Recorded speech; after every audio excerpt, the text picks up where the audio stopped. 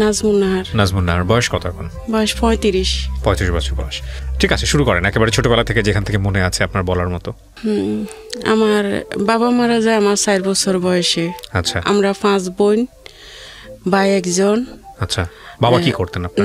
আমার বাবা আসলে ওই যে জাহাজে চাকরি করতো। জাহাজে চাকরি করতো? জি জি জি। ওকে। কিন্তু এত আমার দেশের বাইরে থাকতো এরকম? না না, দেশের বাইরে না, বাংলাদেশের সাগরের ভিতরে। হ্যাঁ, মানে জাহাজে থাকতো। ওকে। জাহাজে চাকরি করতো। ওই সময় আমার আব্বু যখন বাড়িতে আসে না, তখন ওর একটা জ্বর হয় 7 দিনের।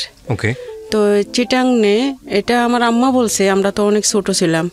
তো চিটাংয়ে যখন তখন 7 দিন পরে আমার আব্বু মারা যায় হাসপাতালে। এটা কি রোগ কিন্তু কেউ ধরতে পারে নাই। ওকে। তখন আমার দাদা দাদি চাচার ফ্যামিলি থেকে আলাদা আমার বাবা, মানে আমার চাচারাই সবাই ভিন্ন ভিন্ন হয়ে গেছে। তখন আমার নানার বাড়ির পাশে আমার আব্বু বাড়ি করছিল।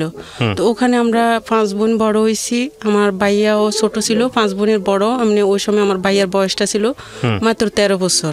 আচ্ছা।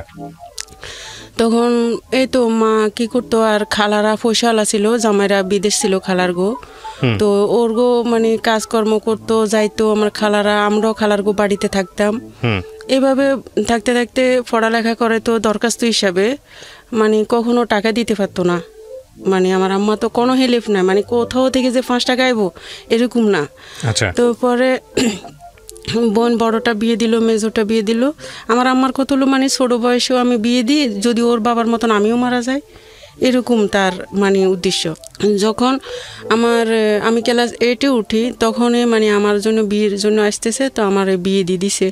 যে বিয়ে দিছে যে ওই সময় মানে আমার হাজব্যান্ডের কোনো চাকরি ছিল না, ও মাদ্রাসায় লেখাপড়া করছে, তখন কোনো চাকরি ছিল না। আমার 2001 সালে বিয়ে হয়।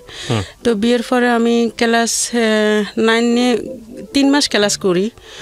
ক্লাস করার পরে মানে নানান ধরনের স্যারেরা, শিক্ষকেরা, হুজুরেরা মানে নানান কথা বলে। তো আমি একদিন চুরি করে স্কুল থেকে চলে আসি। চলে আসা মাদ্রাসা থেকে চলে আসি। চলে আসার পরে আমি আর যাই না। পরে ওর লগে আবার আমার হাজবেন্ডের লগে আমার লগে দেখা হয় না কখনো। ওই যে মসজিদে খাজুর দিয়ে পড়ায় না, এরকম এজাব দিয়েছিল আমারে। আচ্ছা। এজাব দিয়েছিল। তারপরে যে আমার বিয়ের 6 মাস পরে আমার উঠাই নিয়ে আমার জালের গো বাড়িতে, মানে আমার শ্বশুর বাড়িতে নাই। আমার শ্বশুর বাড়ি হলো নোয়াখালী, হাতিয়া। আচ্ছা। কি করতো ছেলে? কি করতো ছেলে? কিছু করতো না ওখান। তখন আপনার যখন বিয়েটা হলো তখন বয়স কত আপনার? আমার বয়স 13 বছর। 13 বছর মাত্র? আমার আম্মা বলতো আরে মানে 12 বছর, কিন্তু আমার ক্লাস হিসেবে আমি 13 বছর মনে করি। পরে তো যখন আমার 2001 সালে বিয়ে হয়, তখন আমার 1 বছর পরে একটা মেয়ে হয়। ওই সময়টায় তো আমার মানে হাজবেন্ডের কোনো চাকরি নাই। ও কিন্তু চাকরি খুঁজতেছে, চাকরি নাই।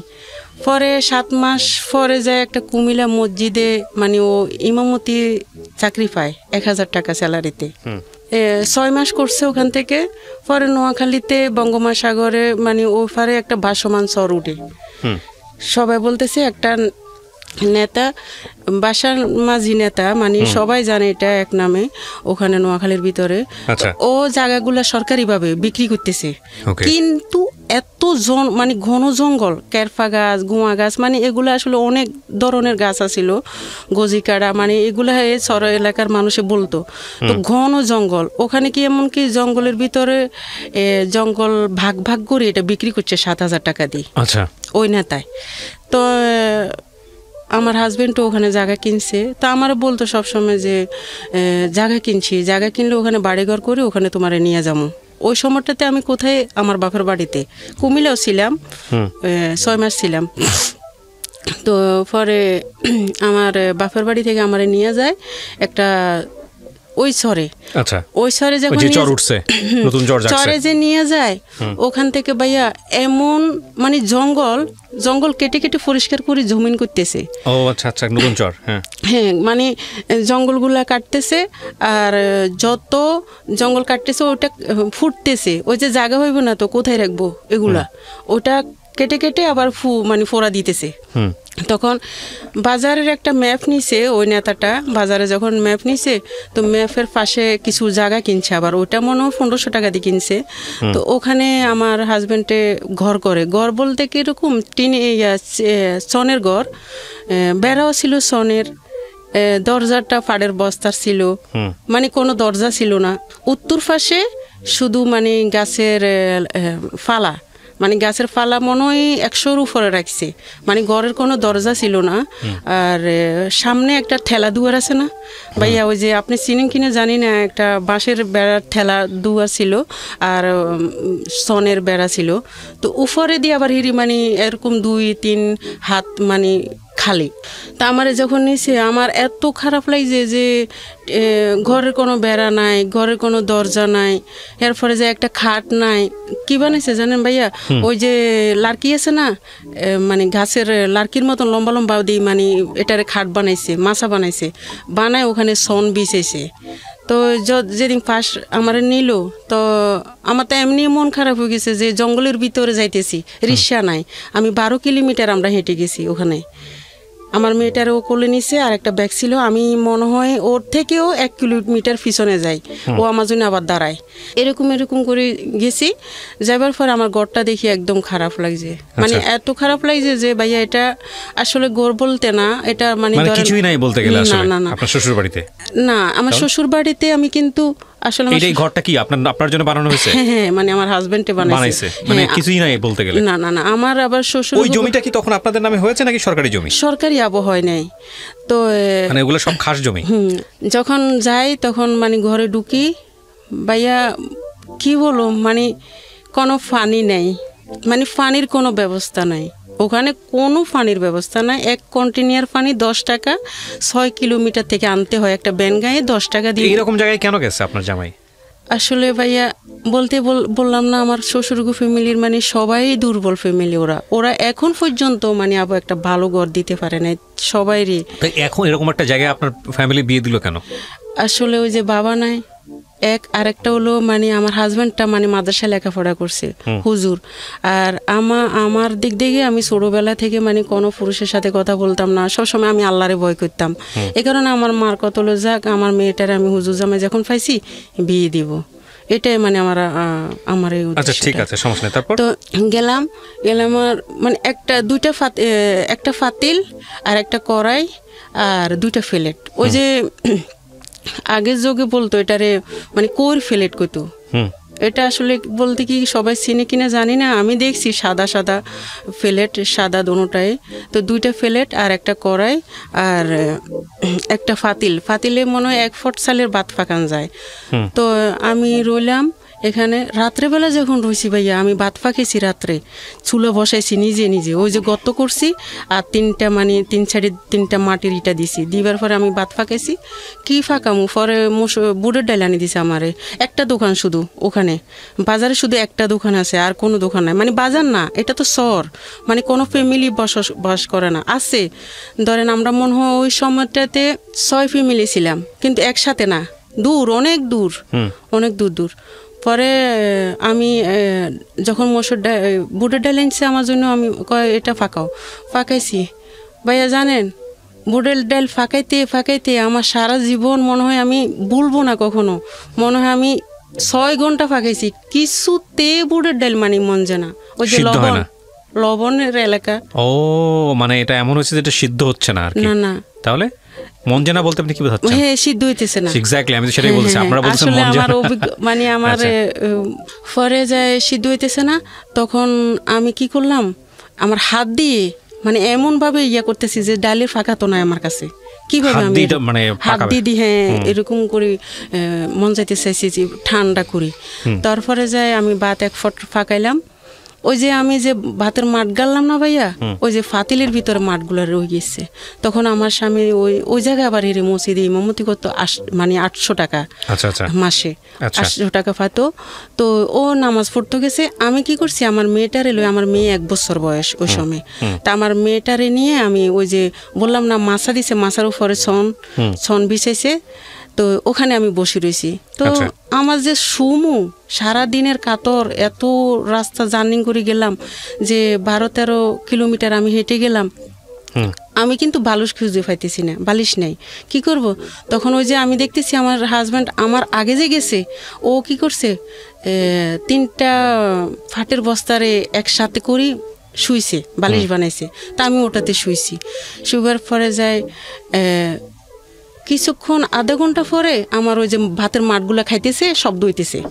আমি উঠলাম, ওই যে দরজা তো নাই, আমি উঠলাম, দেখতেছি ভাইয়া শিয়াল। আচ্ছা, শিয়ালে ভাতের মাঠগুলা খাইতেছে।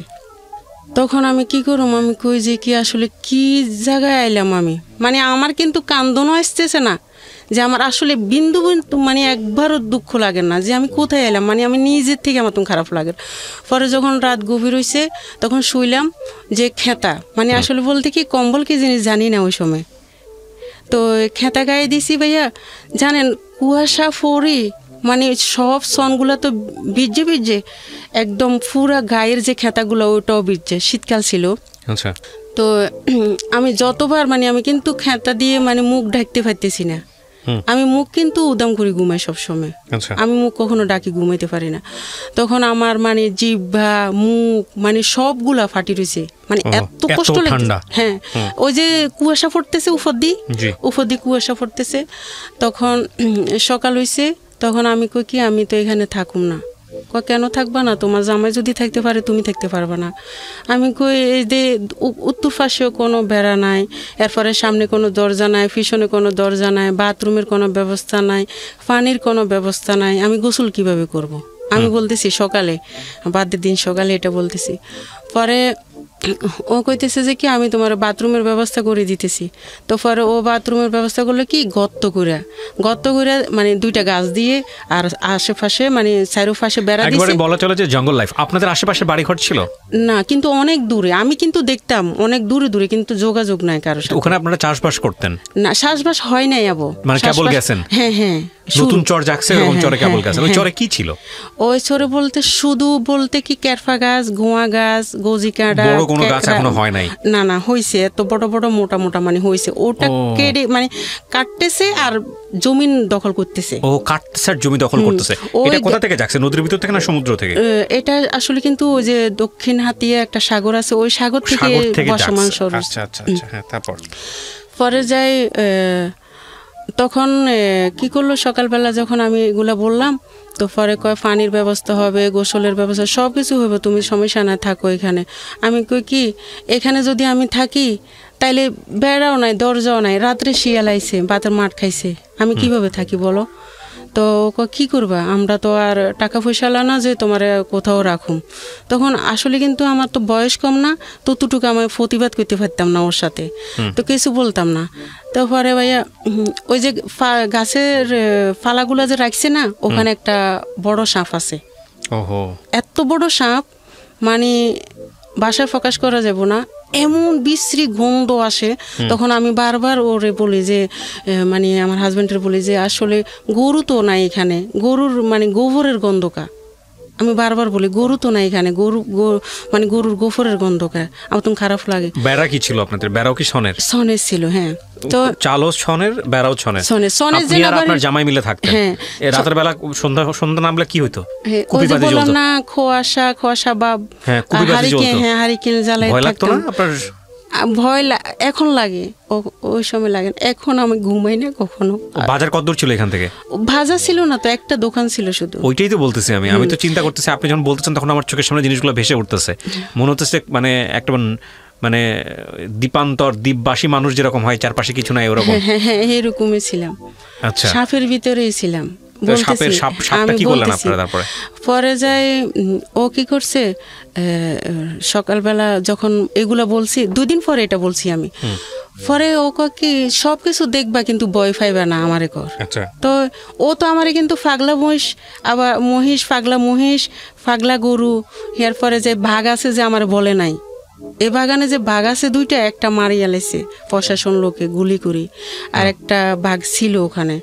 তো ও আসরের টাইমে ভাগে মানে এমনভাবে একটা শিক্ষা দিয়ে বলার বাহিরে। তখন আমি বলতাম যে কি এরকম শব্দ তো কখনো শুনি না, এরকম কি আওয়াজ? ভয় পাইও না, এখানে একটা বাঘ আছে। তো কে বলে এটা? আমার হাজবেন্ডে। বাঘ? হ্যাঁ, সত্যি বাঘ ছিল ওখানে ভাইয়া, বিশ্বাস করবেন? কেউ বিশ্বাস করবে না, 2টা ছিল। এটা যদি আমার এলাকার মানুষে শুনে ওরাই বিশ্বাস করবে, কেউ বিশ্বাস করবে না। আচ্ছা, মানে অন্য এলাকার মানুষে বিশ্বাস করবে না। কোথায় এলাকার নাম কি? নোয়াখালী সর্নঙ্গলিয়া। কি নাম? নোয়াখালী সর্নঙ্গলিয়া। এটা কি এই দ্বীপ কি এখনো এরকমই আছে নাকি চেঞ্জ হয়ে গেছে? না, এটা ভেঙে গেছে এখন। ও, এখন কি সমুদ্র ভেঙে গেছে? হ্যাঁ, এটা ভেঙে গেছে। এরকম দ্বীপ জায়গা আবার ভেঙেও যায়। ইন্টারেস্টিং তো, এগুলো আমাদের আসলে জানা নাই। ভাইয়া তো 2টা বাঘ ছিল। তো আমি যখন ডাক শুনছি, ও বলে না আমারে, বারবার আমি জিজ্ঞেস করতেছি, বলো এটা কি কুকুর? কয় না, এটা তো বাঘ। তো রাত্রেবেলা ও যখন এশারে নামাজ পড়তে গেছে ভাইয়া, আমি দেখি যে কি আমার সনের ভেড়াগুলার দিকে টান দিয়ে সোঁত সোঁত আওয়াজ দিয়ে মহিষগুলা খাইতেছে, চম চম করতে আছে পায়ের। হ্যাঁ, পায়ের আওয়াজগুলা ভাই বিশ্বাস করতে না, আমি কি বুঝাইতে পারুম কিনা। আমি তো গ্রাম অঞ্চলের মেয়ে, এত শুদ্ধ ভাষা দিয়েও কথা বলতে পারি না, জানি না ভাইয়া। বিশ্বাস করেন, মহিষগুলা যখন আমার ঘরের পাশে আইছে, ঘর না, এটা তো ঘরের মতন, আমি ভাষা প্রকাশ করা যাব না। যখন আইছে, ওই যে কেরফা গাছ আর নুনা গাছ আছে না, ওগুলার ছোঁড়াগুলা যে ফোটছিল, শুকনো হয়ে গেছে না, ওই শুকনাটা ওর মানে মহিষগুলার পায়ে তলে যখন ফোটতেছে, চম চম আওয়াজ দিতেছে, তখন আমি কি জানি হ্যাঁ, আমার এত ভয় লাগে। আমার মেয়েটারে নিয়ে আমি বুকে রেখেছি। 1 বছর ওই সময়। আমি যে আসলে কিন্তু কান্দুম বা জোরে শিকার করুম, ওইটাও শব্দ পাইতেছি না, কেন না জানি। আমি যদি হা করি না ভাইয়া, বিশ্বাস করেন 1 সেকেন্ডে মনে 200-র উপরে মশা আমার মুখে ঢুকবো। এত মশা, এত মশা, বাসায় প্রকাশ করা যাবে না, এত মশা। যখন মাগরিবের সময় তো ভাইয়া, মশার গানগুলা মানে রেকর্ড করা যেত, গুনগুন গান শব্দ শোনা যাইতেছে, এরকম গানের শব্দ, মানে কিরকম। পরে যে এশারে নামাজ পড়ছে, পড়ে বাজারে গেছে, দোকান থেকে আমার জন্য আলু আনছে, চাল 1 কেজি আনছে। তো আমি কি করলাম, আমি বললাম যে কি আসলে ফাঁসে দিয়ে কি এটা, এরা কয় তুমি দেখার দরকার নাই, তুমি ভয় পাইবা। আমি কি কয়, তুমি ওদেরকে জোড়াইও না, জোড়াইলে তোমার সমস্যা করবো, তুমি না বুঝি বসে থাকো। তো আমি বললাম যে কি এটা কি বলো? কয় মহিষ, এটা বন্য মহিষ। বন্য মহিষ, বাঘ, সাপ সবই আছে ওখানে। পরে যায় একদিন কি করলো আমার হাজব্যান্ডে, ও যে সর্না ভাইয়া জোয়ার উঠে ওখানে, অনেক প্রচুর জোয়ার উঠে। তখন ও রাত্রেবেলা আমাদের যে মেন যেটা জায়গা কিনছে, 1 কানি, মানে ওটারে আসলে আপনারা কি বলেন জানি না, আমাদের এলাকায় কানি বলে। হ্যাঁ, কানি বলে। তো ওই জায়গায় বাগান সাফ করতেছে, আর ওই যে নদী চরের মানে একটা নালা বিলা থাকে না, চরের পানি টানি যায় যে, ওগুলোতে একটা জাল বসাইছে ও। তো রাত্রি 3টা বাজে ও জাল ধরাইতে আইছে, মানে মাছ নিতে আইছে। ও যখন আমার ঘর থেকে মনে হয় 1 কিলোর থেকেও কম হবে আসতেছে, বাজারে একটা পুকুর ছিল, পুকুরে কিন্তু মানে ফানি আছে, বর্ষাকালে ফানি থাকে।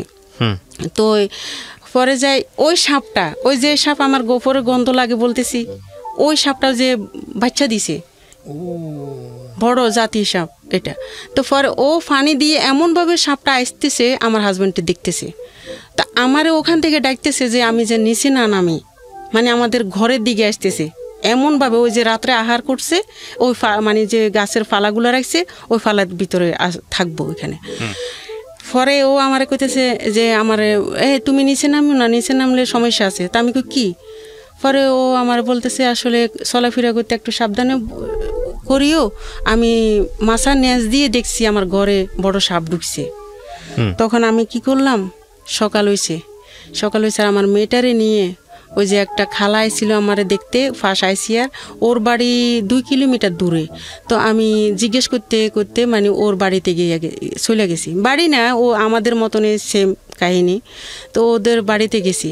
তো পরে যায় আমার হাজব্যান্ডে বাসায় এসে দেখে আমার নাই, আমি নাই। তখন আমার সবাই জায়গায় খোঁজ করছে। তো মসজিদে আবার কি করলো, মাইকে বলল যে এরকম মানে আমার দেবর আসছে ওদিন। তা আমার দেবরে বলতেছে তোর বাবিরে খুঁজি পাইতেছি না, আজকে সকালে রাত্রে সাপের কথা বলছি আর এখন চলে গেছে ও। তো কই গেছে এটাও জানি না, জঙ্গলের ভিতরে রোডঘাট, মানে রোড তো নাই ভাইয়া, রোড তো নাই। আমি কখনো মানে এটা ভাষায় প্রকাশ করা যাব না, কোন দিকে যে হাঁটতেছে, মানে চিকন একটা দূর বাগানের ভিতরে আমরা ঢুকতেছি, মেন মানে ওই মার্কেট থেকে, মানে 12 কিলোমিটার হেঁটে যাওয়া লাগে এরকম সিস্টেম। বর্ষাকালে অনেক পানি, কোমর পর্যন্ত পানি। তো ওর খেয়াল কি কোমর পর্যন্ত পানি, ও তো পানিরে ভয় পায়। তো ও কীভাবে যাইলো?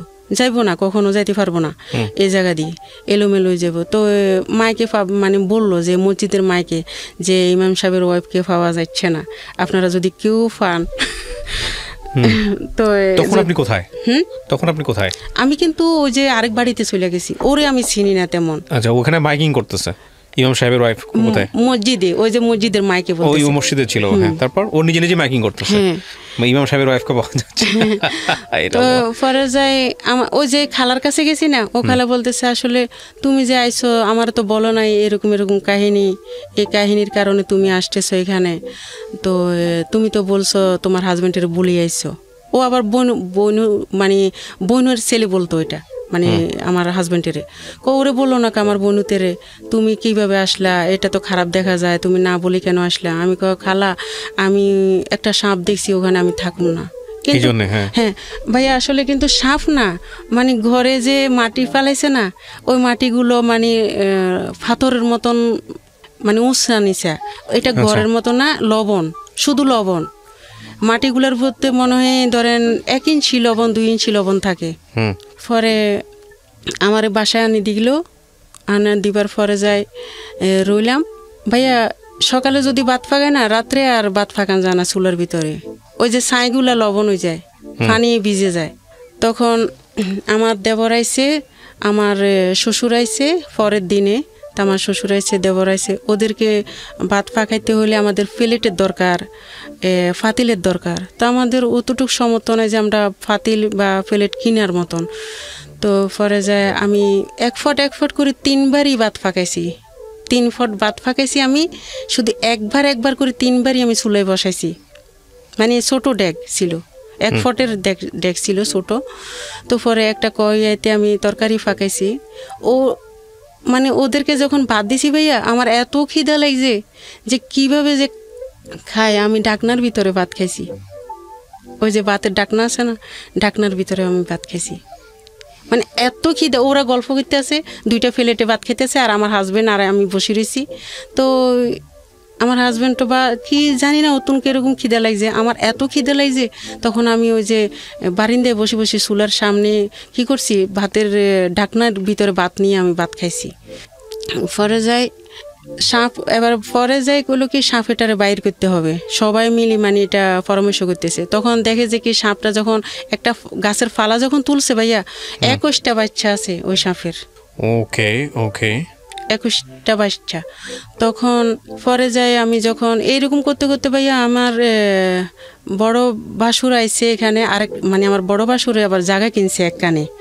তো জায়গা যখন কিনছে আমার বড় বাসুরে, তখন এই বাইরে মানে আমার হাজবেন্ডের সব দায়িত্ব দিছে যে বাগান সাফ করার দায়িত্ব তোমার, আর তুমি মানে লোক দিয়ে এটা বাগান সাফ করবা, জায়গা দখল করবা। তখন ও কি করলো, মানে আমার বড় বাসুরের একটা স্বপ্ন, সব পরিকল্পনা করবো এখানে বাড়িতে। তো ও কি করছে, কুমিল্লা থেকে একটা পুরান জমিন, যারা যারা জমিন আবদ্ধ করতেছে, এরা মানে জমিনে ছইবার জন্য, শ্বাস করবো না এটার জন্য একটা গাড়ি কিনছে। গাড়ি কিনে গাড়ি ফাটাইছে ওই ছড়ে। তো আমার হাজব্যান্ড এটা দেখাশোনা করে। এটা কিন্তু আজকেও নষ্ট, কালকেও নষ্ট। তো আমার বায়সুরের কাছে যখন বলে ভাইয়া এটা তো নষ্ট, কারো জমিন ছুঁইতে পারতেছে না, এখন কিভাবে করা যায়? কয় তুমি সবাই জমিন ছোঁইবা, কই সবাই থেকে টাকা নিয়ে গাড়ি ঠিক করো। তো একদিন কি করছে, ও বেয়ারিং না কি জানি গাড়ির মানে ফাঁস না কি বলছে, ও উপরে গেছে। এটা ওখানে ব্যবহার করতে পারি, মানে উপরে, মানে বাজার সদাই করতে যাইলে কইতো কি উপরে যাইতেছি। তো উপরে যখন যাইতো আমার ওই সময় কিন্তু ভাইয়া পুরা 2 দিনে চাইল নাই ঘরে, মানে কোনো চাইলই নাই ঘরে। তো আমার মনে হয় আমি 6 বেলায় খাই নাই। তো পরে আমার হাজব্যান্ডও ওরকম চিঁয়া খাইছে ও, আমি কিন্তু চিঁয়া খাইতাম না তখন মানে কোনো চিঁয়াই খাইতাম না। ও কি করতো, চিঁয়া খাইতো কিছু না পাইলে। তো পরে যায় 4টা বাজে ও আমার কইতেছে গাড়ি তো নষ্ট হয়ে গেছে, আমি গাড়ির বেয়ারিং ঠিক করতে যাইতেছি উপরে, আমি আসি তোমার চাল কিনে দিব। তো ও গেছে, যাইবার পরে যায় ও আমার কইতেছে কি আমি আসার পরে তোমার চাল কিনা দিমু। ও কিন্তু আসে নাই ভাইয়া, ও রাত্রে রয়ে গেছে। কেন আসে না? ওই যে 13 কিলোমিটার হাঁটতে হবে এবং কি পানি না, দিনের বেলা পানি দিয়ে গেছে, রাতের বেলা কিভাবে হেঁটে আসবো? তো ও রয়ে গেছে। আমি যে এই ঘরে রয়েছি ভাইয়া, 1 কিলোমিটার থেকেও কাছে, এখানে নেতারা মদ খাইতেছে, মানে ঢোল ফিরতেছে, নাচতেছে, গান গাইতেছে পুকুর পাড়ে, ওই যে বাজারের পাশে। আমি কিন্তু শব্দগুলো শুনতেছি, মানে আমি সারা রাত্র বসে রয়েছি যে হাজবেন্ডের অপেক্ষায় যে হারিকেন জানায়, মানে সাইলেন্ট বউ আমি ভাত ফাঁক করি খামো। এরকম করতে করতে সকাল হয়েছে। সকালবেলা যখন ছেলে মেয়ে যাইতেছে তখন আমি কইতেছি তঙ্গ তো হুজুর নাই, আজকে পড়াইব না মুক্তবে, তোমরা আমার 6 টাকার মুড়ি আনিয়ে দাও দোকান থেকে। তো 6 টাকার মুড়ি আনিয়ে দিছে আমার একটা মেয়ে। আমি খাইতে লাগছি পানি দিয়ে ভিজাই। তখন ও কি করছে, আসছে দরজা আছে, আমি মুড়িগুলা খাই নাই আর, মানে এত যে কাঁদছি বলার বাইরে। ওই মুড়িগুলা মনে হয় আমার চোখের পানি আরো ভিজে গেছে, আমি মানে খাই নাই। পরে যায় কি করলাম, তো পুকুর তো ছিল না, পানি তো ছিল না, মানে সব উড়া পানি দিয়ে আমি গোসল করতে হয়, 1 কন্টেনার পানি, মানে কোনো সময় আমার চুলও ভিজে নাই, এত অল্প পানি দিয়ে গোসল করছি, এটা ভাষায় প্রকাশ করা যাব না। পরে একদিন এত জোয়ার আইছে ভাইয়া বলার বাহিরে, মানে এত জোয়ার পুরাটা বিড়া ডুবে গেছে। আমি একটা ফুস শাক পাকাইছি, ফুস শাক করছি, গাছ করছি, ওখানে কয়টা ছোঁয়া দিছিলাম আমি, ওইটার প্রতিটা ছোঁয়ায় সাপ আছে। ওই যে পানি আসছে সব ডুবে গেছে, ওই সাপ গিয়ে ওখানে উঠেছে, সব উঠেছে। মনে হয় আমার মনে হয় 57টা হবে। ওরে বাবা, আমি গুনছি 30টা পর্যন্ত গুনছি। এরপরে ওই যে এলোমেলো হয়ে যায়, পারি না। পরে আরেকটা আমার ফাঁয়ের রদ্দি যাইতেছে সাপ। যাক, এগুলা করতে করতে কষ্ট মষ্ট করতে করতে ও আমারে কি করলো যে আসলে আবার হিরি ওই যে ঘরে ছিলাম ওই ঘরটা আবার আগুন লেগে পুড়ে গেছিল। তো পরে আমার ছেলে ফেটে আসে ওই সময়, আমার ছেলে হয় 2003-এ আর একটা। তো পরে যে আপনার ভাইয়া কি কয়, মানে 800 টাকা দিত আমার সংসার চলে না, অনেক কষ্ট, মানে ভাষায় প্রকাশ করা যাব না। এমনকি একদিন কেরাসির তেল কিনে নেয় ভাইয়া, তো কেরাসির তেল কিনে নেয়, আমি কি করছি, দরজারে ফাঁকা করি, চাঁদের আলো দিয়ে আমার ছেলে মেয়েরে ভাত দিছি। এতই খারাপ অবস্থা ছিল মানে সংসারের। ওই যে আমার বাবা নাই, আরেক কথা আমার শ্বশুর ফ্যামিলিও দুর্বল, কিছু নাই। পরে উনি দিনের বেলা কি করতো? ইমামতি শুধু এটাই। আর ওই যে জঙ্গলগুলো নিজের দখল করতেছে, কাটিয়ে ওরটা, ওই জমিটুকু যতটুকু কেটে দখল করতেছে জমি ওর। কিন্তু এই নোকটাই সব চলে গেছে, ওই যে গোড়াটা তুলতে এই কেটে কেটে যতটুকু জমি পারতেছে সব হচ্ছে ওনার জমি, যতটুকু নিতে পারে। শক্ত মাটি, অনেক লবণাক্ত মাটি, তো ওই যে গোয়াগুলা তুলতো যে এই নোকে অনেক রক্ত ছিল, ওইটুকু হচ্ছে ওর, যতটুকু পাচ্ছে অতটুকু। এই জমিতে পরে আপনাদের থাকে না, সব তো চলে গেছে। হ্যাঁ। আচ্ছা, তারপর পরে ও আমার বলতেছে যে তো পরে একদিন চাউল নাই, তো চাউল নাই পরে যায় কয় কি আসলে কি করবা বলো। আমি কই যে আটা আনছিলা, ওখানে রুটি মনে হয় 60টা হবে বানামো। তো আসলে আটা যে আনছে, আমি একদিন বড়া পিঠা বানাইছিলাম তেলে, তো পরে যায় বড়া পিঠা বানাইছি আর 60টা রুটি হবে মনে হয়। তো আমি চাউল নাই যখন রুটি বানাইতে, আমি বেলুন কই পামো, আমি ফিরি কই পামো। তখন আমি কি করছি, ওই যে প্লেট আছে না, প্লেটের পিছনে বেলবো, এটা মাথায় আসছে, আর একটা লাড়কিরে আমি মানে দিয়ে ছিলা লুছি, ওটার ভালোভাবে ধুয়ে ন্যাকড়া দিয়ে মুছি, আমি রুটি বেলছি 60টা রুটি। তা আমার মেয়ে একটা খাইছে, আমার ছেলে একটা খাইছে, তো ওর জন্য ওর জন্য 2টা রেখেছি, আমি খাই নাই। তো ও বুঝছে যে তুমি মনে খাও নাই, তো আমার একটা দিছে, তো খাইছি 4 জনে। পরে ও কয় না, আমি আসলে বিদেশ যাবো না, জীবনও কল্পনা করি না, কিন্তু আমি বিদেশ যাবো আমার ছেলে মেয়ের জন্য, আমি এইভাবে পারুম না কখনো, সব কিছু মানে আমার আর পারা যাচ্ছে না। তো এগুলা নিয়ে ও কয় কি সুদরূপে টাকা নিয়ে বিদেশ যাব। তো আমার ভাইয়া আছে ডুবাতে, তো আমার ভাইয়ারা যখন বলে যে ভাইয়া আমি বিদেশ যাবো, তোমার কি চাকরি কাজ জানা আছে? ভাইয়া সমস্যা না, আমি কাজ জানা লাগবো না। ও আসলে কিন্তু এটা হেয়ালি করি বলছে, ওর মনে হয় যে বাংলাদেশে একটা কথা গাছ কাটতেছে বা বিদেশ যাইও কিছু করতে পারবে, এরকম কিছু ভাবছে। তো পরে যায় ও যখন 2,80,000 টাকা আমি সুদরূপে লই আমার বড় বোনের জামার বাড়ি থেকে, তো ও বিদেশ যাইতে মানে 2,80,000 টাকা 3 লাখ টাকার মতন খরচ হয়। তো ও যায় ওখানে, তো দুবাই যখন যায় স্যালারি পায় ও 15,000 টাকা। ওই যে ইটগুলা যে ধোয় রাজমিস্ত্রি কামে হেল্পারি, হ্যাঁ, তো ওগুলা করতো। তো 15,000 টাকা পাইতো। তো ওই 15,000 টাকাতে ও নিজের খানা খরচ আর আমার জন্য দিতে পারতো না। ও কি করতো, ওই সুদের টাকাটাই চালাইতে, শুধু সুদের টাকা দিতেছি মাসে মাসে যেগুলো আসতেছে ওগুলা। তো পরে যায় ও 1.5 বছরের পরে যায় ওর একটা মানে আর একটা কথা বলে গেছি, ও আমার বিয়ের আগে একটা টিমার ছিল মুখের উপর। তো ওই টিমারটা আমার শ্বশুরে বেলের ডি কাটে। আচ্ছা, তো উপরেরটা কাটছে আর নিচে ভিতরে যে সিকটগুলো আছে ওইটা তো রয়ে গেছে, ওইটা তো আর তোলা হয় নাই। তো পরে বিদেশ যখন গেছে ফোমের বালিশে শোয়ার সাথে সাথে মানে ওর টিমারটা অনেক বড় হয়ে গেছে। আমার বলে নাই ও বড় হয়েছে যেন। 3 বছর পরে ও বলতেছে যে কি আমি দেশে আসবো। তো সমস্যা নেই দেশে আসতে, কিন্তু ওর কোনো টাকা পয়সা আনে নাই। 50,000 টাকা আনছে আরেকজনের থেকে ধার নিয়ে। তো টিমার বাংলাদেশে অপারেশন করব। তো বাংলাদেশে যখন আইসে টিমারটা অপারেশন করার পরে হাসপাতালে নোয়াখালীতে ওরা বলতেছে আপনার টিমারের ক্যান্সার আছে, মানে অপারেশন করার পরে ক্যান্সার আছে।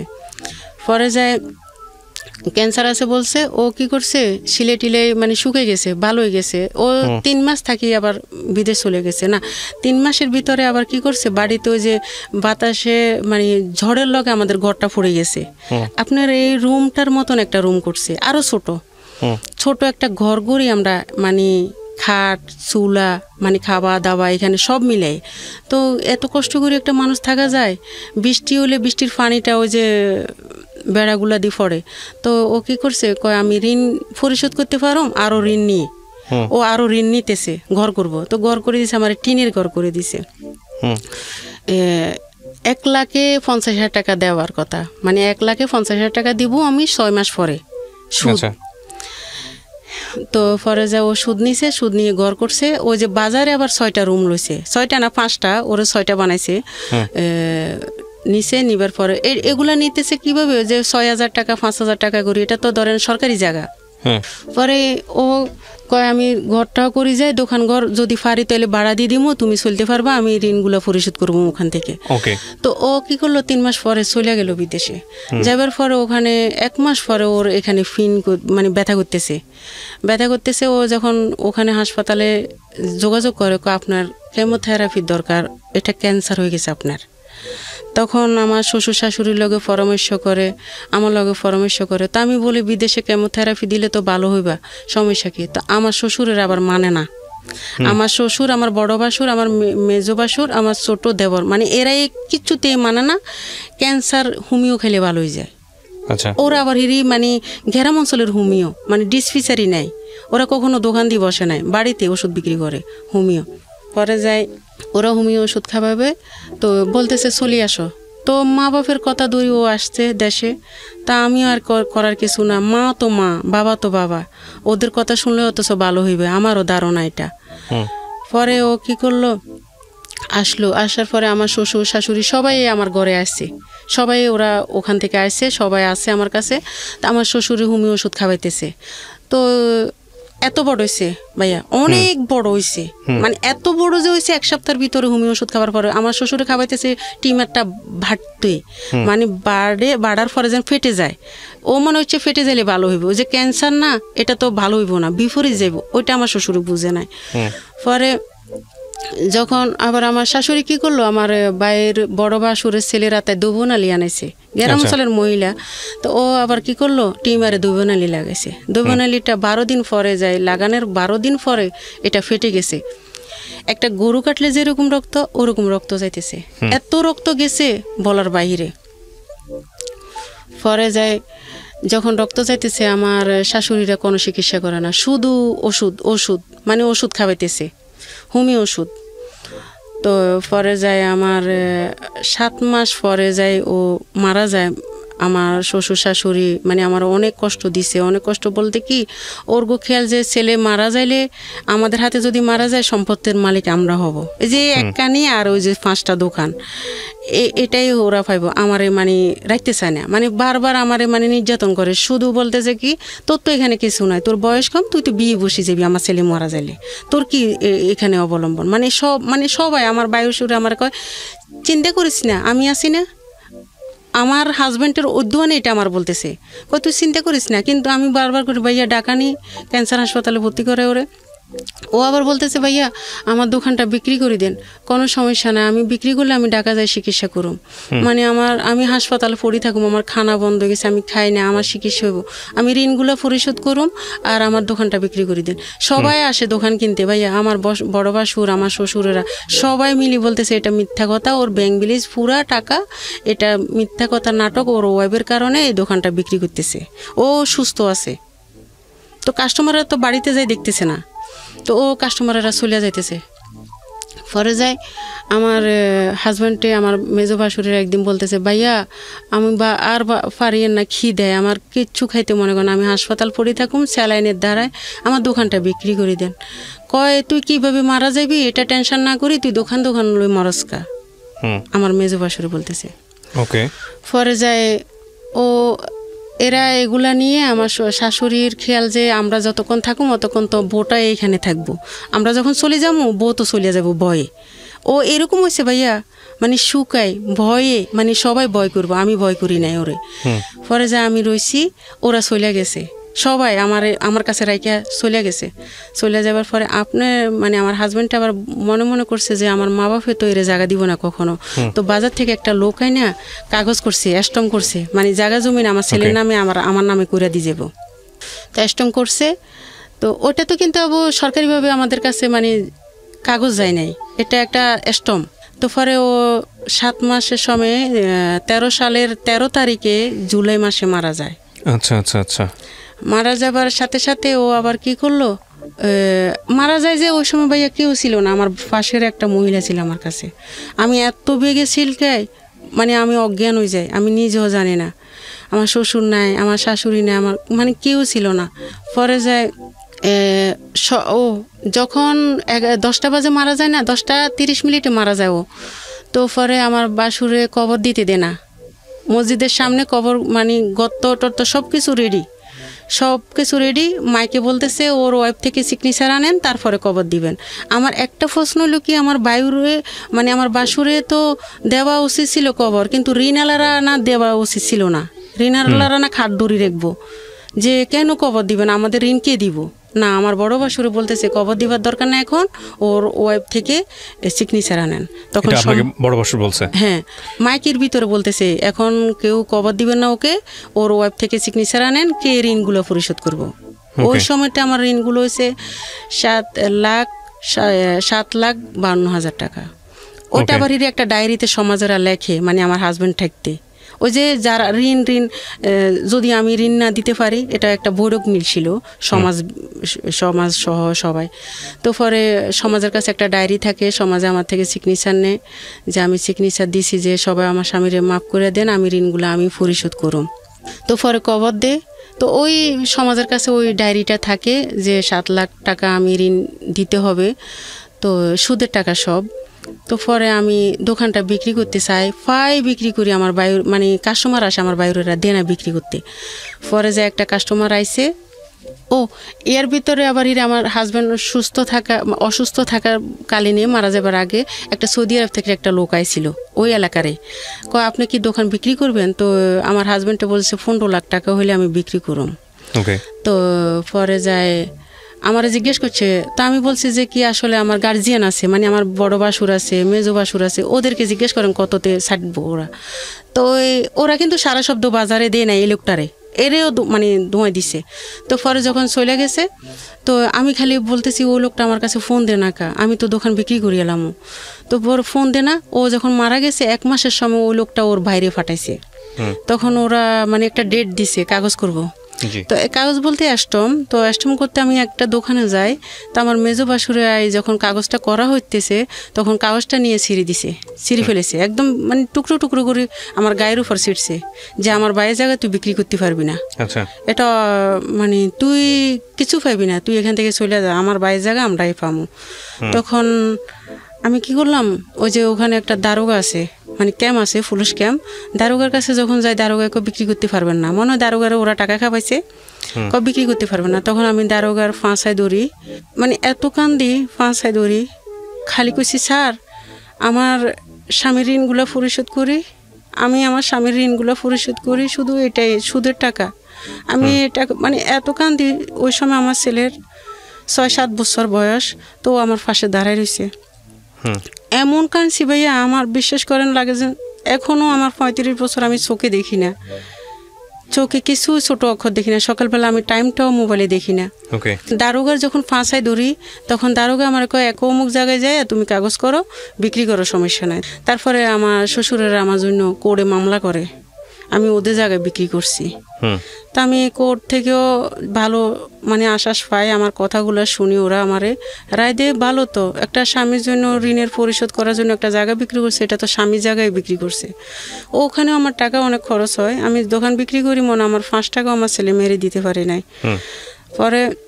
পরে ওখান থেকে যখন আমি কোর্ট থেকে আসি, জিতে আসি, তখন ওরা বোর্ড অফিসে আবার বডুক দেয়, আমার জন্য আবার নোটিশ পাঠায়। বোর্ড অফিসে আবার বসি, বোর্ড অফিসে ওরা আমার মিথ্যা কথা বলতেছে, আমার স্বামীর জন্য বলে ওরা 2 লাখ টাকা খরচ করছে, 3 লাখ টাকা খরচ করছে, 1.5 লাখ টাকা খরচ করছে, সবাই মিলে। পরে ওখানেও আমি আবার মানে আমার কথা গ্রামবাসী সবাই আমার পক্ষে ছিল, যে এখন পর্যন্ত মেয়েটা কখনো মিথ্যা কথা বলে নাই, শ্বশুর শাশুড়ির নামেও কোনো মিথ্যা কথা বলতেছে না। ওরা কিন্তু মানে আমার শ্বশুর শাশুড়ির প্রতি সাপোর্ট দেয় না, আমার প্রতি সাপোর্ট দিছে। ওখানেও মানে আমি জিতে গেছি সব মিলে। পরে আমার থাকতে দিব না বাড়িতে, মানে বাড়িতে থাকতে দিব না, নানান ধরনের রাত্রে ভয় বাক্কা নেতা মানে সন্ত্রাসী আমার কাছে ফোন দিয়ে, রাত্রে কি আসা যাব, ওই যে আমার বাইরেরা লাগাই দিছে। পরে আমি কি করলাম, তা আমি যখন আমার বাপের বাড়িতে চলিয়ে, বাপের বাড়িতে তো জায়গা নাই, ভাই একজন আছে, তো ওখানে আসিনি, আমার মেজফার বাসায় উঠি। আচ্ছা, মেজফার বাসায় উঠি, আমার বাপের বাড়িতে আমি থাকতে পারি নাই, মানে ভাইয়ের বউ একজন, ভাই একজন, ওখানে ভাইয়ের বউ তেমন ভালো না। তো আমি যখন আমার মেজফার বাসায় থাকি, তখন আমার গলা ব্যথা, মানে ওটা আমার আবার ছোটোবেলা থেকে গলা ব্যথা থাকতো। তখন আমি ডাক্তারের কাছে গেছি, যখন ডাক্তারের আপনার টনসিল অনেক বড় হয়ে গেছে, আপনার অপারেশন করা লাগবো। পরে আমার ভাইয়ারে বললাম, ভাইয়া আমার তো এমনি এমনি গলা ব্যথা, আমি খাইতে পারি না, সবসময় ব্যথা থাকে, গরমেও ব্যথা, ঠান্ডায়ও ব্যথা, যেভাবে হোক আমি ডাক্তারের অপারেশন করাইতে চাই। তো ভাইয়া কইছে ঠিক আছে যাইস আমার লগে। তো আমি বলছি কোন সময় যাবেন ভাইয়া? কয় শুক্রবারে যাবো। তো ও কি করলো, শুক্রবারে যাই নাই, কয় শনিবারে যাবো। পরে আমি বাট টাট ফাঁকাইছি, শুক্রবারের মতন আমি বোরগা টোরগা গায়ে দিয়ে 2টা বাজে ফোন দিছি, ভাইয়া আপনি যাইবেন না ডাক্তার কাছে? আমি তো ডাক্তার কাছে চলে আসি। ভাইয়া এত কাঁদছি আমি বিশ্বাস করতেন না, একে একে আমার কান্দো নাই সবসময়, আমি কখনো মানুষের সামনে কাঁদতে পারি না, আমার একে একে অনেক কান্দি। পরে যায় এমনকি আমি বিশ্বাস করেন ভাইয়া, আমি আমার মেয়ের একদিন কি করছি, অন্যা দিয়ে মারিয়ে লেতে লেগেছিলাম। কেন? আমি পাইছি না, আমার এই মেয়েটারে কার কাছে রাখি যাবো, আমার এত কষ্ট। তখন আপনার একটা ছেলে একটা মেয়ে এখনো। পরে যায় আমি কি করছি, আমার ভাইয়া যখন এটা বলছে, আমি কই না, আমি কিভাবে চলি, আমি নকশি কাতা বানাই, কেউ যদি আমার বানাইতে দেয় তা আমি ওগুলো বানাই, আমার ফ্যামিলিটা চালাই। একটা খেতা বানাইতে 3 মাস লাগে, তা আমার দেয় 600 টাকা। ওটা কি হয়? আমি কারোর থেকে হেল্প পাই না, কেউ আমার দেন, আমার এতিম 2টা সন্তান। তখন কি ধার দেনাটা আছে না শেষ হয়ে গেছে? আছে 2 লাখ টাকা। ওকে, তারপর পরে কেউ যে আমার ছেলেটারে ঈদ আনন্দে, মানে কোনো দিন এখন পর্যন্ত আমার একটা ছেলে একটা মেয়ে কখনো ঈদের নতুন জামা গায়ে দিয়ে নাই ভাইয়া। বিশ্বাস করেন ভাইয়া, আমি তো দিতে পারি নাই, আমার ছোট থাকতে বাবা মা মারা গেছে। পরে স্বামীর সংসারে আমি অনেক কষ্ট করছিলাম, পরে আমার ছেলে মেয়েরও আমি এখন পর্যন্ত দিতে পারি না। পরে আমার ছেলে মেয়ে যখন এবার পরে কি করলাম, আমার ভাইয়া যখন আমার ডাক্তার কাছে নিয়ে নাই, তা আমার আবার ওই যে জায়গা কিনছিল, যে ওই লোকটা আমার বিয়ে করতে বলছিল, ওর আবার ওয়াইফ আছে, ওর 2টা মেয়ে আছে। তো ওরা আমি কইছি যে কি আমার যদি বিয়ে না হতো, আমার ছেলে মেয়ে কোথায় থেকে হয়েছে, আমার বিয়ে একটাই। তো আমি ওরে নিষেধ করছি। পরে ভাইয়া আমার ভাইয়ার এই তরফটাতে মানে আমার ডাক্তার কাছে নেন, আমার বোনেরা নে না, কেউ আমার নে না। তখন আমি নিজে থেকে ওর কাছে ফোন দিছি, আমি তোমার বিয়ে বসুম তোমার কাছে। পরে আমার বড় বোন, আমার ছোট বোন সবাই রাজি হয়ে আমার বিয়ে দিল। ওরও 2টা মেয়ে আছে, তো ওরও বউ আবার ছাড়াছাড়ি হয়ে গেছে, এখন যোগাযোগ আছে মনে হয়। মেয়ে 2টার লগে কথা বলে সবসময়। তো ওর যখন বিয়ে হয় আমার, তখন আমার বাসায় একটা রাখে, আরেকটা বাসায় নিয়ে যায়। ওর কিন্তু চাকরি নাই, আবার মানে ওর চাকরি নাই, মানে আমি যার কাছে যাই সে সবসময় মানে কষ্ট পায় মনে হয়। আমি আমার নিজেরই দোষ দিব নাকি অন্যজনের দোষ দিব আমি কিছু বুঝতে পারি না। তো পরে যায় আমার স্বামী যখন চাকরি নেয় আমার একটা বাসায় নেয় 3,000 টাকা রুমে, এই অত থেকে 10,000 টাকা 5,000 টাকা নিয়ে আমরা খাইতেছি। পরে যায় ও যখন বিয়ে বসলাম তখন ও আমার একটা রুমে নিয়ে রাখে আমার ছেলে মেয়েরে নিয়ে। তো পরে যায় 3,000 টাকা রুম, তো রুম ভাড়া দিতে পারতেছি না, 6 মাসে রুম ভাড়া জমে গেছে। তো ওখানে ও মানে চাইলেনলে ডাইলেনতে পারে না, মানে এই অবস্থা। মানে একদিন কি বাদ নাই, পাশের বাসার একটা মহিলা আমারে বাদ দিছে 4 জনের সবাইরে, মানে বাদ দিছে যে খান, এত অল্প অল্প বাদ দিছে, মানে ভাইয়া অনেক খিদা লাগতেছে, লাগে অনেকটা খাইতে পারো। পরে যায় 3 দিনে চাউল ছিল না, একদিন 6 দিন চাল ছিল না ভাইয়া ঘরে। পরে এক জোড়া কানের দুধ ছিল আমার মেয়ের, ওটারে বান্দা দিয়ে আমি চাইল আনছি ঘরে, খাইলাম যেমন তেমন সব কিছু মিলাই। ওর আবার ঢাকা চাকরি হয় কিছুদিন পরে, চাকরি হবার পরে যায় ও ঢাকা আসে, তো আমারও ঢাকা আনে আমার ছেলে মেয়েরে নিয়ে। এই ভাইয়া নির্যাতন পরে, মানে আমারে তরকারি মরিচ হইলে আমারে মারে। একদিন তরকারি মরিচ হয়েছে যখন, তখন ও আমারে কইল কি তরকারি লবণ মরিচ হয়েছে কে বেশি, তো আমি কি হয়েছে সমস্যা কি, কয় আচ্ছা মরিচ খাইতে মনে চাইছে, তো আমার গায়ে আধা কেজি মরিচ ডাইলা দিছে। ও ডাইলা দিছে। পরে আমি সারা রাত ভাইয়া কাঁদছি, ও আমার একবারও দেখে নাই। আমার ছেলে মেয়ে শুধু আমার পাশে ছিল। আমার মেয়েটা তো কিছু বলতে পারে না, আবার আমার ছেলে যা পারে। তো পরে যা ভাইয়া বিশ্বাস করেন, এ আমারে মানে ঠুনকা, মানে যে কোনো কথায় আমার মারে সব সময়। হ্যাঁ, আমি যখন রুমে যাই না, কয় এখন রুমে আইসো কা, তা আমি আমার রুমে আসুম না, আমার কথা বলা শেষ হইলে তারপরে তুমি আসবা। ও ফোনে কারোর সাথে কথা বললে আমার যাইতে দে না। তো ও দরজা লক করে দিয়ে ও একা একা ঘুমায়, আমার মানে আর আমার ছেলে মেয়ের লগে ঘুমাই আমি। তো এইভাবে করতে করতে ওর সাথে এখন আমার ছেলে মেয়েরে আমি ফালাইতেও পারুম না। ও কত হলো তুমি তোমার ছেলে মেয়ের ফালাই দাও, তোমার ছেলে মেয়েরে আমি খাওয়াইতে পারুম না, আমার দরকার নাই, আমি পারবো না খাওয়াইতে, কিন্তু আমি নকশি খেতে বানাই, যে বানাইতে দে আমার ছেলে মেয়ের খরচ।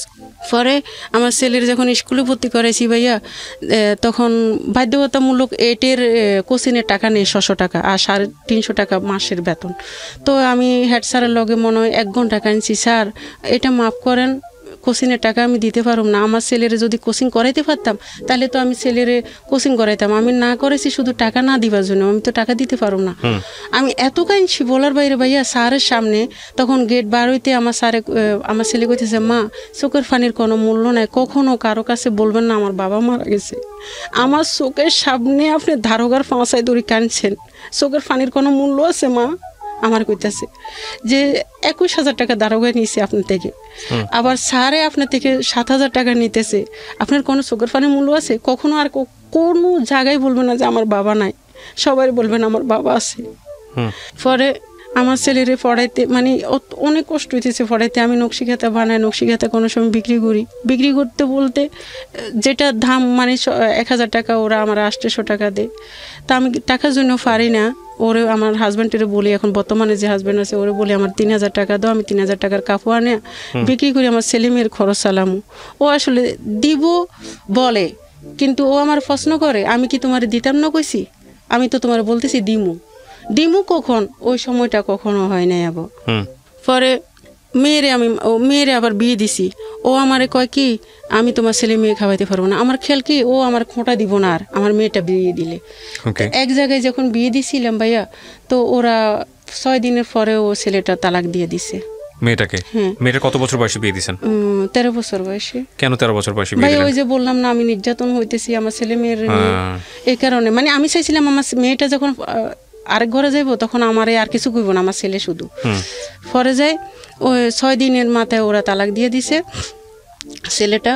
পরে আমি আবার কি করছি, 1 বছর পরে আবার আমার মেয়ের বিয়ে দিছি। ছেলের মা বাবা নাই, ছেলে কিন্তু সব কিছু আমি বলছি। আমার মেয়ে কারোর সাথে কথা বলে না, যদি বেশি কথা বলে ও রুমে ঢুকে থাকে, মানে কারোর কফিয়ত দেওয়া লাগবে, কথা বলা লাগবে, আসলে তো জানে না কথা বলতে, ও তো কথা বলতেই পারে না, একই কথা বারবার বলে। তো প্রতিবন্ধীর মতন আর একটু লং করে হাঁটে। তো যে চাকরি দিমু ওই চাকরিটা মানে আপনি যদি ওরিজিন আলু খাজুর বা মুড়ি যদি দেন না, 3টার নাম একটা বলতে পারবো, আর 2টা ও সরণে আড়াইছে ওটা বলতে পারে না। এগুলা আম্মু এগুলার নাম বল কি। এখন পর্যন্ত ওর 20 বছর বয়স, ও খেজুর বলতে পারে না, সরনে আড়ায়, কিন্তু বলছে মানে একটু প্রতিবন্ধী বলতে যেটা বোঝায় একটু মেন্টালি। এই মেয়েটা নিয়ে আমি অনেক কষ্টতে আছি শুধু। তারপর পরে যাই আমি যখন বিয়ে দিছি, আবার বিয়ে দিছি, ও এখন বলতেছে আমি প্রতিবন্ধী মেয়ে এলে ঘর করুম না, ছেলে হয়েছে একটা, আচ্ছা আমি প্রতিবন্ধী মেয়ে এলে ঘর করুম না। পরে যাই ভাইয়া বিশ্বাস করেন একদিন ওন্না দিয়ে ফেঁসাই মারিয়ে লাইতেছি আপনার মেয়েকে। আল্লাহ, আমি মারতেছি যেন কেন জানেন ভাইয়া? আপনি মারতেছিলেন কেন? আমার মানে যে সংসারে আছি এখন বর্তমানে, ও আমার মেয়ে ছেলের জন্য আমার অনেক বকে। পরে যে আমি ওদের কোনো মানে খরচ জামা পোশাক দিতে পারি না। ছেলেও আমার সাথে পড়ালেখার খরচের জন্য যে স্কুলে যাইলে আমার জুতা নিয়ে স্যারেরা হাসাহাসি করে, ক্লাসমেটেরা হাসাহাসি করে, আমার জুতা কিনে দেন না, ড্রেস কিনে দেন না। তো মেয়েও আমার তেল দেন, সাবান দেন, এগুলো নিয়ে আমার সংসার করতে পারিস না। 2টা বিয়ে দিয়েছিলাম, তো কেন সংসার করতে পারিস না? আরেকটা বিয়ে দিয়েছেন, তারপরেও সংসার হয় না ওখানে? না, ও প্রতিবন্ধী মেয়ে এলে সংসার করবো না, শেষেরটাই বলছে। পরে আমি কি করছি, খাটের উপরে ফালাই অন্য দিয়ে ফেঁসে একদম মানে জিল ফাটায় বাইরে গেছে আমার মেয়ের। পরে যাই যখন চিল্লাইছে মানে আর কিছুক্ষণ লইলে যাইতো, তখন ভাই আমি সহ্য করতে পারি না, আমার মনটা অনেক নরম ছিল, নরম থাকে অনেক, মানে এগুলো সহ্য করতে পারি। কিন্তু আমি অনেক আঘাতে আমি মেয়েরে মারছি। কী কারণে জানেন? আগে দিয়ে মেয়েরে মারি আমি মারবো, আমি মেয়েরে কার কাছে রেখে যাবো? আমার মেয়ে তো কারো কাছে কখনো কিছু বলতে পারবো না, যে বলে যায় না, মা তো সব কিছু বুঝে।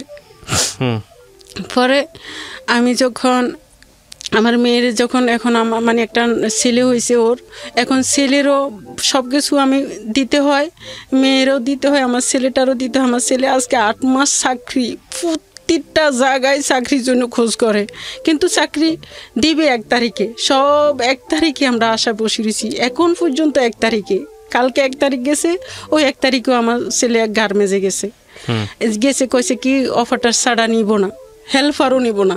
পরে আমিও গেছি এক জায়গায়, পরে যাই ভাইয়া আমি কিন্তু চাকরি করতে পারবো না কখনো, যে আমার হাড়ের ক্ষয় আছে, আমি অনেকক্ষণ দাঁড়াইতে পারি না, অনেকক্ষণ শুইতেও পারি না, অনেকক্ষণ বসতেও পারি না। 5 মিনিট দাঁড়াই থাকলে 5 মিনিট বসে থাকতে হয়, এভাবে। তা আমার ছেলের জন্য গেছিলাম, যে ভাইয়া ছেলে হেল্পার নিব, কই না অফারটা নিব। তা আমি অফারটা এখন যদি ওরা সিলাই শিখাইতে যাই 2000 টাকা লাগবো, আমি 2000 টাকা কই পাই? আমি আজকে এখানে আসবো, আমি কালকে টাকা সারা রাত খুঁজছি সবার কাছে ফোন দিয়ে, গাড়ি ভাড়া। আপনার এখানে মনে হয় 3-4 বারই আইসি আজকে থেকে, আমি প্রতিদিন টাকা মানুষের থেকে দাঁড় করিয়ে আনতে হয়েছে। আমার ঘর ভাড়া মনে হয় 3 মাসে জমছে। আমি ইয়ার আগে ছিলাম এক জায়গায়, মানে 1 সালা ট্রেনের ঘর করে 4 মাস ছিলাম এক জায়গায়, মানে আমার হাজব্যান্ড বর্তমানে যেটা আছে এর চাকরি চলে যায়। তো নভেম্বর মাসে 20 সালের নভেম্বর মাসে যখন চাকরি চলে যায়, বাড়িওয়ালারা আমাদেরকে বাইর করে দিছে, আপনারা ঘর ভাড়া দিতে পারবেন না, আপনারা বাইরে যান। তো কই যাবো? নদী তো বাড়িঘর ভেঙে গেছে, কিছুই নেই, মানে কিছুই নেই। পরে কই যাবো? তো আমার হাজব্যান্ডে বলে, তো আমার বাড়িতে আমি চলে যাবো, তুমি কি করবা তোমার সন্তানদের নিয়ে? কই যাবো? তুমি যেভাবে হোক ঢাকা দেখো কোনো জায়গা আছে কিনা, আমরা ঘর করি থাকুম প্রয়োজনে। কত পয়সালা মানুষ আছে বুঝি, কত জনে বিল্ডিং করি, ছাদ করে রেখেছি, ওই ছাদের নিচে যদি আমাদেরকে জায়গা দেয়, আমি প্রয়োজনে থাকুম, আমি কই যাবো? আমার তো বাড়িঘর নাই, নদী ভেঙে গেছে। পরে গাউসিয়া একটা জায়গা আছে, ওরা 5000 টাকা ভাড়া দিবে মাসে। তাও মানছি, হ্যাঁ মাসে 5000 টাকা হইলে আমি ওখানে থাকবো, হাঁস মরক ফালবো, যে কোনো একটা ইনকাম করব। এটা নিয়ে আমি 2 লাখ টাকা আবার সুদূর ফুলই। ওখানে ঘর করি, ঘর করবার পরে 50,000 টাকা লই, বিটা বান্ধি ঘর দিয়ে 1 সালা, মানে উপরে 1 সালা টিন। যেদিন ভাইয়া জানুয়ারির 2 তারিখে আমি যাই ওখানে, ভাইয়া উপরে টেন আছে, চারপাশে কোনো টেন নেই। শীত, এমন শীত জানুয়ারির 1 তারিখে 21 সালে, এত শীত ভাইয়া, কুয়াশা পড়তেছে। আর আমার নাতিরে লই, আমার ছেলে মেয়ের লই আমি মশুরি টাঙায় আবারও উদাম চরের মতন গাউসিয়ার ওই পাশে বেলাবো কয়, ওইখানে রয়েছি। আমার আগের কাহিনিগুলো আবার মনে পড়ছে, আমি কেন আবার সুখ পাইলাম না, কেন আমার পায়ের তলে মাটি নেই, কেন আমি সারা জীবন বুঝি মনের সাথে যুদ্ধ করব, কখনো আমার পরিকল্পনা আশা পূরণ হইব না। শুধু মানে সবসময় আমার পায়ের তলের মাটিগুলো চলে যায়, আমি যেটা ধরে ওটা। তখন আপনার জামাই ছিলেন আপনার সঙ্গে, মানে আপনার হাজবেন্ড ছিল না? ও তো চাকরি নাই, ও আছে, ও সব মানে আমরা 2 লাখ টাকা সুদের উপর লই। তো পরে কয়টা হাঁস কিনি, 35টা হাঁস কিনি। তারপর একটু বলেন শুনি, এটা আপনি রিল্যাক্স ঠান্ডা মাথায় বলেন। হ্যাঁ, হাঁস কিনলেন, তারপর কি হলো? হ্যাঁ, যখন হাঁস কিনি তখন হাঁসের খাবার দিব না, আমাদের খাবার দিব। তখন হাঁসের খাবারও দিতে পারতেছি না, আমাদের খাবারও দিতে পারতেছি না। একটা টেন কারি টেনের ভিতরে ভাত ফাঁকাই। যখন 10 কারি রেডি করলাম, চাউল রেডি করলে লার্কি নেই, মানে এমন অবস্থা। নুন আনতে পান্তা ফোড়া যেটাকে বলে। হ্যাঁ, পরে ওখান থেকে আমরা ওই যে জায়গায় আছি, এই জায়গায় একটা কাশপুরে খান, মানে আলম খান, শাহ আলম খান এরকম নামে মানে একটা মহিলা আমার কইছে ওরা আল্লাহর হস্তে আপনার থাকবার জন্য বাড়ি দিব। আচ্ছা, ওদের অনেক বাড়ি আছে, আমনেরে নিয়ে যাবো। তো পরে একটা ভাবি আমারে নিয়ে গেছে, ওরা আমারে 5 বছরের জন্য থাকতে দিব। তো ওখানে ভাইয়া ওই ঘরটাতে কারেন্ট সিস্টেম বা গ্যাসের লাইন মানে কোনো কল পানির ব্যবস্থা নাই। তো ওরা বলতেছে 35,000 টাকা যাইবো ওটা ঠিক করতে। তো 35,000 টাকা পাই ওখানে তো সুদের টাকাই বাড়তেছে। ডিসেম্বরের 20 তারিখে আমি সুদের টাকা নিছি 21 সালে, 20 সালের। তখন পরে যাই ও আঙ্কেলেরে বলি যে কি আঙ্কেল আমরা তো 35,000 টাকা দিতে পারবো না, এখন ঘরও কমপ্লিট হইতে পারবো না, আমাদেরকে কোথাও যদি জায়গা দেন। আমরা এমন অবস্থায় আছি, গোসল করতে পারি না, বাথরুম নাই। ওই যে 5 আছে না, 5-এর পানি দিয়ে আমি মুখ হাত ড্যাগ মানে সব কিছু পাতিটা দিয়ে ধোয়া হয়, গোসল করা হয়। আর ওই যে মশা, সেম মশা, মানে এত মশা ভাইয়া বলার বাইরে। বাথরুমে বসা যায় না, মশুরি টাঙায় দিনেও বসন লাগে। আর ঘরের বিটাটা এরকম মোটা মোটা ফাটা। আর জানালা ছিল না, কোনো জানালাই ছিল না, টেন ছিল না। আবার আমি ওই আগে সেম এরকম ভাবে ঢাকা শহরে থাকতে। হ্যাঁ, পরে যাই 15 দিন পরে আমাদের দরজার সামনে দিয়ে গাড়ি 20-30টা যাইতে আছে, মাটি টানতে আছে, দুল আর দুল ধুলা বালু যাইতে আছে ঘরের ভিতরে। বাইয়া রাত্রেও ঘুমাইতে পারতেছি না, দিনেও ঘুমাইতে পারতেছি। ওখানে আবার 4 মাস হইতেছে, 5,000 করে মালিক হিসাব রাখছে। প্রতিদিন ফোন দিতে আছে, আপনারা জাগার ভাড়া দেন না কা। পরে আমরা ওই যে খানেরা বলতেছে আমাদের এখানে 6,500 টাকা করে রুম যায়, আপনারা চাকরি হওয়া পর্যন্ত এখানে থাকেন, সমস্যা নাই। এটা কত সালের ঘটনা? এই তো আচ্ছা। পরে যা ভাইয়া যখন মে মাসে পরে খানেরা মানে ওরা আমার বলতেছে যে কি তোমরা আসো এখানে 6,500 টাকা দিয়ে থাকো, চাকরি হইলে তোমার হাজবেন্ডের, তারপরে যে তুমি আমাদেরকে ঘর ভাড়া দিও। পরে আইসি এখানে আসার পরে আমি ওই যে ঘরটা আমরা বিক্রি করতে পারি না, ওখানে 2 লাখ টাকা। আপনার মেয়েটা কোথায় আছে এখন এটা বলেন? আমার কাছে। আর আপনার ইয়েটা আপনার হচ্ছে ওই জামাই কি আপনার সঙ্গে থাকেন না? মানে আপনার দ্বিতীয় হাজবেন্ড আপনার সঙ্গে? না থাকে না, ও সিরাজগঞ্জে থাকে। সিরাজগঞ্জ থেকে কি করে? ও চাকরি করে। তো চাকরি করে তো আপনার সংসার চলার কথা। কিসের চাকরি করে? 1 মাস হইছে চাকরি করে। চাকরি পাইছে তো? হ্যাঁ। আচ্ছা, তাহলে আপনি আর আপনার মেয়েকে নিয়ে আছেন। হ্যাঁ। আপনার ছেলেটা কোথায়? আমার ছেলে আমার কাছে আছে, ও 8 মাস ধরে চাকরি খুঁজতেছে, চাকরি পাইতেছে না। বয়স কত ওর? 18 বছর। এই গল্পটা আপনি কেন বললেন আজকে রেডিওতে লাখ লাখ মানুষের কাছে? আসলে যে আমি 2বারই বিয়ে দিছি আমার মেয়েটারে, আর আমিও এটা। আর একটা কথা হলো যে নদী বাড়ি ভেঙে গেছে যে ওই সময়টাতে, কিন্তু যখন নদী আসতেছে ওই সময় আমি জায়গাটা বিক্রি করা উচিত ছিল, ওইটা আমার ভুল।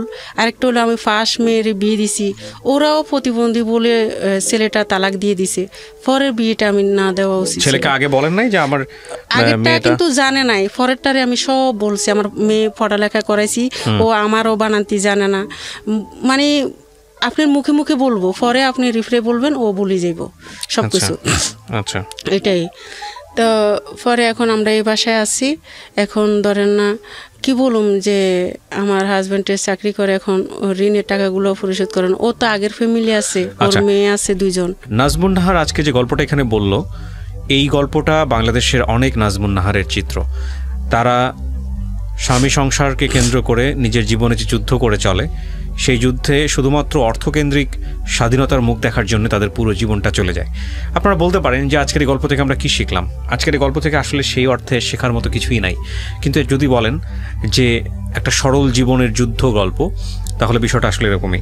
আপনারা ওনার যে প্রথম যে জীবনটা, মানে হাজবেন্ডকে বিয়ে করে চর ওঠা, সদ্য জেগে উঠেছে চর, সেই চরের মধ্যে নাজমুন নাহারের সংগ্রাম, তারপরে সেখানে একটা প্রতিবন্ধী মেয়ে, তাকে নিয়ে জীবনে বাঁচার স্বপ্ন, দ্বিতীয় স্বামীর ঘরে গিয়েও সেই প্রতিবন্ধী মেয়েটাকে বিয়ে দেওয়ার চেষ্টা, এবং তারপর দুবার বিয়ে দেওয়ার পরেও সংসারটা টিকলো না, এবং তারপর মেয়েটাকে সে নিজের হাতে মারতে গেছে এই কারণে যে না, ওর যেহেতু ফিউচার নাই, ও মারা যাক আমিও মারা যাই, কারণ ওকে কার কাছে রেখে যাব। একটা মানুষের জীবনে কত ভয়ঙ্করতম কষ্ট আসলে, কত ভয়ঙ্করতম সংগ্রাম আসলে, কত মানে দেয়ালে পিঠ ঠেকে গেলে একটা মানুষ, একটা মা এই সিদ্ধান্ত নিতে পারে, সেটা আপনারা কিছুটা হলেও জানলেন। আমরা জানি না যে এই গল্পের পর নাজমুন নাহারের জীবনে কতটুকু পরিবর্তন আসবে, বা নাজমুন নাহারকে আমরা আদৌ কোনো সাহায্য করতে পারবো কিনা এই গল্পের মধ্য দিয়ে। তবে এটা ঠিক যে নাজমুন নাহারকে উপলব্ধি করাটা আমাদের জায়গা থেকে খুব জরুরি। কেন বলছি জরুরি? যে আমাদের চারপাশে এরকম অসংখ্য মানুষ আছে। একটা কথা আছে যে আমরা যে জীবনটা যাপন করি, মানে আমার ডেইলি লাইফে আমি যাদেরকে দেখি, আমার সারাউন্ডিং, আমার বেড়ে ওঠা, তার বাইরেও যে অন্য একটা জীবন আছে, হাজার রকমের জীবন আছে, লক্ষ রকমের জীবন আছে, লক্ষ ধরনের জীবন আছে, সেটা বিশ্বাস করাটা জরুরি। এই যে চরের নাজমুন নাহার, তাকে আজকের এই শহুরে জীবনে অনেকেই বিশ্বাস করতে চাইবেন না, কিন্তু এরকম নাজমুন নাহার বাংলাদেশের আনাচে কানাচে অসংখ্য আছে। এই নাজমুন নাহারের জীবন গল্প শুনে দুটো উপলব্ধি হয়, একটা হচ্ছে নিজের জীবনে সুখে আছি আমরা অনেক, আরেকটা হচ্ছে এই নাজমুন নাহারদের জীবন ভাগ্য কিভাবে পরিবর্তন করা যায়, সেখানে আমাদের কাজ করতে হবে। প্রিয় দর্শক এবং শ্রোতা যারা এতক্ষণ শুনছিলেন, তাদেরকে শুধু একটা কথাই বলার আছে, যে জীবন গল্প আসলে কোনো গ্রামার মেনটেন করে না, প্রত্যেকটা গল্পই আলাদা। সে গল্প থেকে কি শিখবেন, কি নিবেন, সেটা একান্তই আপনার নিজের।